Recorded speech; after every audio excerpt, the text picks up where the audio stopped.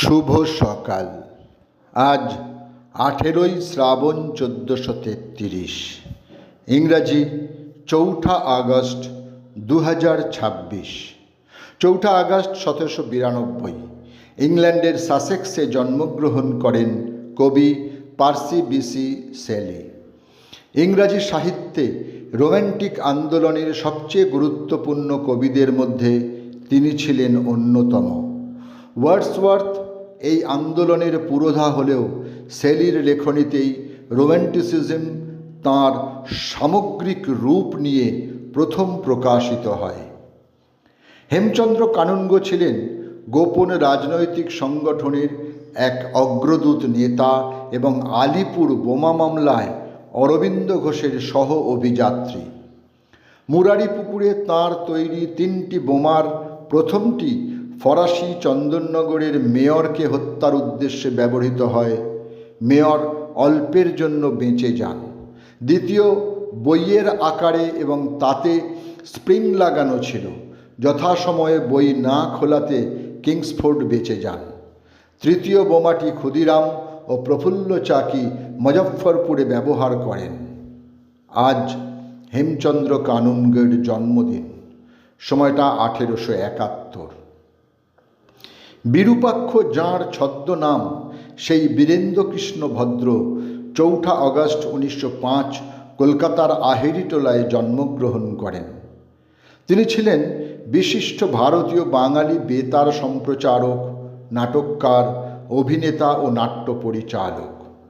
মহিষাসুরমর্দিনী বেতার সঙ্গীতালখ্যটির জন্য তিনি সর্বাধিক পরিচিত।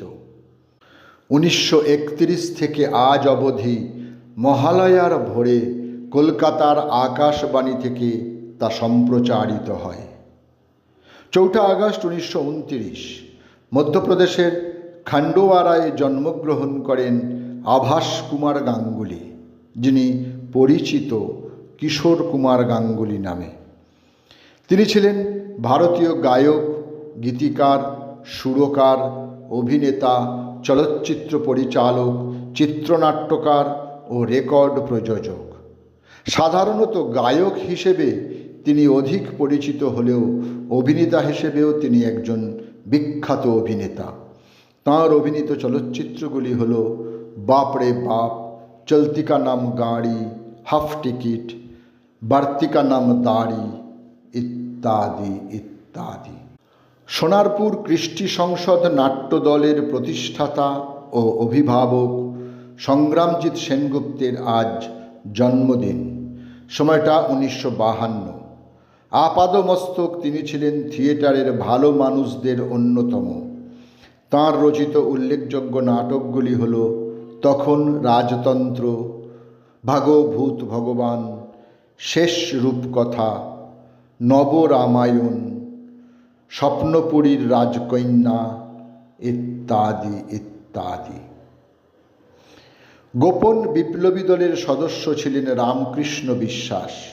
মাস্টারদার নির্দেশে 1930-এর 12ই জানুয়ারি তিনি ও কালী চক্রবর্তী চাঁদপুর রেল স্টেশনে ইন্সপেক্টর জেনারেল ক্রেগকে হত্যা করতে গিয়ে ভুল করে চাঁদপুরের এসডিও তারিণী মুখোপাধ্যায়কে হত্যা করে ও সেখান থেকে 22 মাইল দূরে ধরা পড়ে।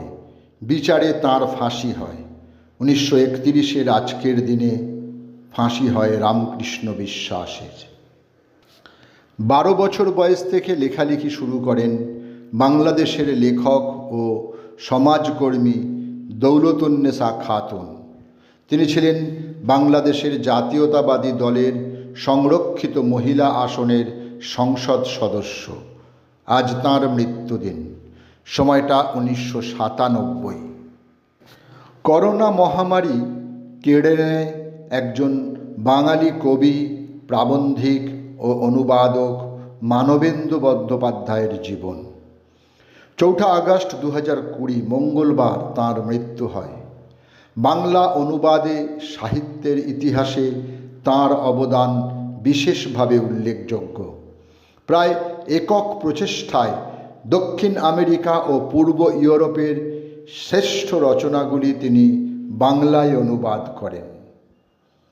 গিরিশ কার্নাডের তুগলক, মোহন রাকেশের আষাঢ় কা একদিন, ধর্মবীর ভারতীর অন্ধযুগ, এছাড়া অসংখ্য শেক্সপিয়ার ও গ্রিক নাটকের সফল পরিচালক ইব্রাহিম আল-কাজি। আজ তাঁর মৃত্যুদিন, সময়টা 2020, 4 আগস্ট 2025। 81 বছর বয়সে ভারতের নতুন দিল্লিতে শেষ নিঃশ্বাস ত্যাগ করেন ভারতীয় রাজনীতিবিদ, ঝাড়খণ্ড মুক্তি মোর্চা দলের নেতা শিবু সোরেন। সকলকেই আমার আনত প্রণাম।